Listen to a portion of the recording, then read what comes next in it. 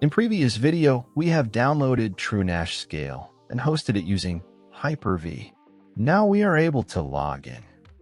In this video, we will first make some configuration changes and set the network IP.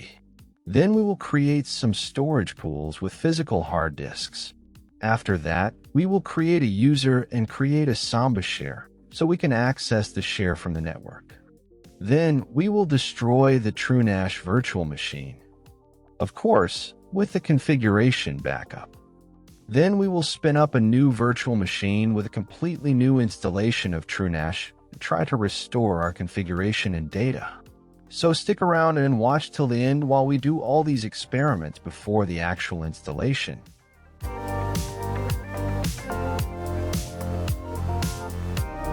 So once you have logged in, let's check how we can change the IP address. By default, the IP address is offered by the router's DHCP service. But I will need a static IP address so it doesn't change in the future as well. Let's go to the Network tab. And this is our LAN driver here. We can click on Edit. And let's turn off the DHCP option. Add a new alias, then provide the IP address you want. For subnetting, we need to set it to 24 and save it. Now it is asking us to set up a new default gateway, but the default one is fine for me, so let's skip this step. To save this, we can click on Test Changes, then check the Confirm checkbox and click on Test Changes. Now let us open the new IP address we provided on a new tab. We can access the login page of TrueNAS. Let's quickly provide the credentials and login. The changes will be reverted if we do not save the changes within a specified time. Here we have a pop-up to save the changes. Let's save it. We are all set now with the network part, so this is our new IP address for our TrueNAS.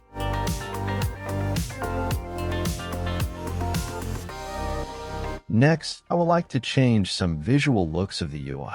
I would like to see if after restoration the UI changes are also reflected. For that, we can go to System Settings and select General. Here, click on GUI Settings. Let's quickly check the different themes that are available.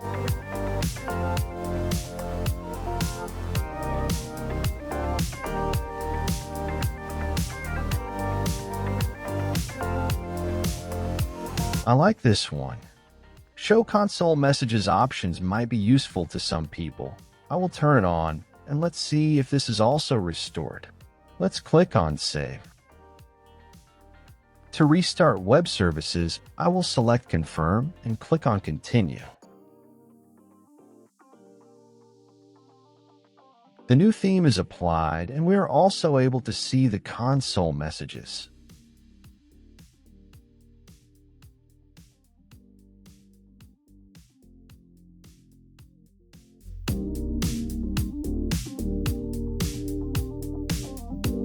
Next, let's add a hard disk. We will attach an actual hard disk to this VM. TrueNAS requires full access to the hard disk to map it to their specific storage pool, so that even if the serial ports are changed, it will be able to track the hard disk with its model and serial number.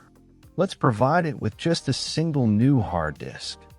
I want to just check how it can recover if the entire TrueNAS VM is damaged or corrupted somehow.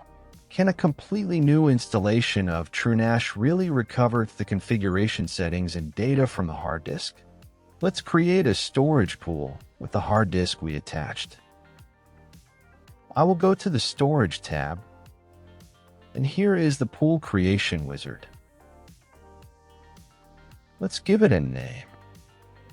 We can see that the attached hard disk is showing here as unassigned disk.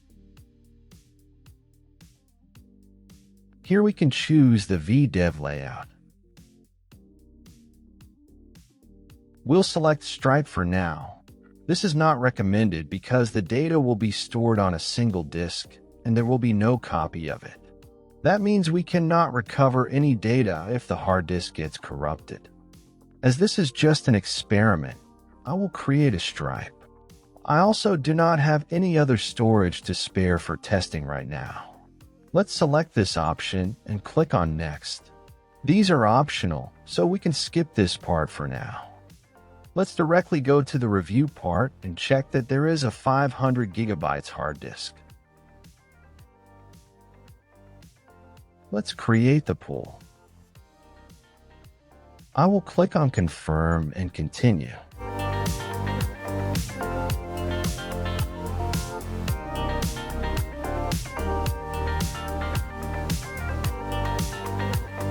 The storage pool is created. Now let's proceed with creating the datasets. Datasets, you can consider it as different folders. You can apply different permission or share it with different protocols. For creating it, we will go to Datasets tab and click on Add Dataset button. Let's name this dataset. I will name it Public, and then I will set the dataset preset to Generic. Now save it. Here is our first dataset created on the storage pool. Now let's create the user who can access this dataset. For that, we will go to Credentials tab and then click on Local Users. As you can see, by default there is root and admin user. We need to create another user whom we will give access to only the public folder. I will click on Add. Now give the name of the user. I will name my user Public. And give a secure password. Also confirm the password. And that's it. We can go ahead and click on Save. Our user is created. Now to share the storage over network, we need to create a SMB Share. We will go to Shares tab. Under Windows Shares section, we will click on Add. Here we will select the public dataset and click on Save. Here is a pop-up to configure the ACL. Here we can set the permissions for the dataset. So we will click on Configure. As this is the first time, it is asking to enable automatic startup of SMB service. Here also I will click on Start as I want SMB service to start after boot. Here we just need to set the owner and owner group to public user, which we just created.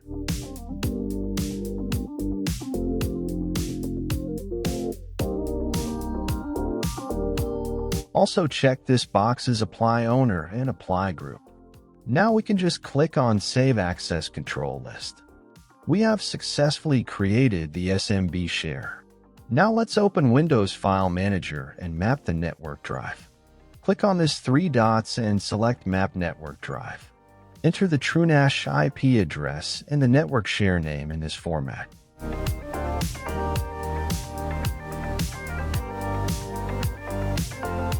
Check this box Connect using different credentials, then click on Finish.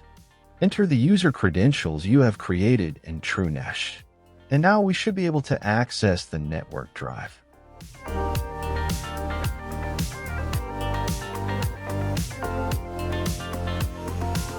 Let's create a file here so we can check if it will be recovered or not. I will also add some content. Now we are ready to delete our virtual machine. So let's download the configuration file. For that, we need to go to our TrueNAS dashboard. Then go to System Settings and click on General. Here click on Manage Configuration and Download File. Check this box Export Password Secret Seed, then click on Save. This .tar file will be downloaded. This contains all the configuration and credentials. So once we have downloaded this, TrueNAS should be able to recover to this current state. Now I will shut down the TrueNAS virtual machine and then delete it. Also, I will delete the virtual disk so we can do a completely new TrueNAS installation. Here I have written a PowerShell script to create the TrueNAS virtual machine with exact same configuration which we previously had. If you are interested to learn how to create virtual machine in HyperV, then please comment below.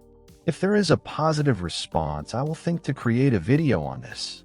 I am reinstalling TrueNAS the same way as we did in the previous video.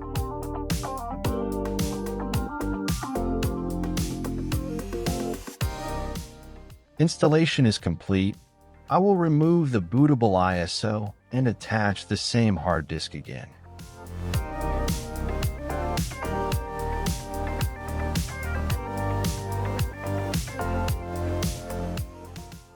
I am waiting for the virtual machine to start. Now we have our new IP address. Let's open it in the browser.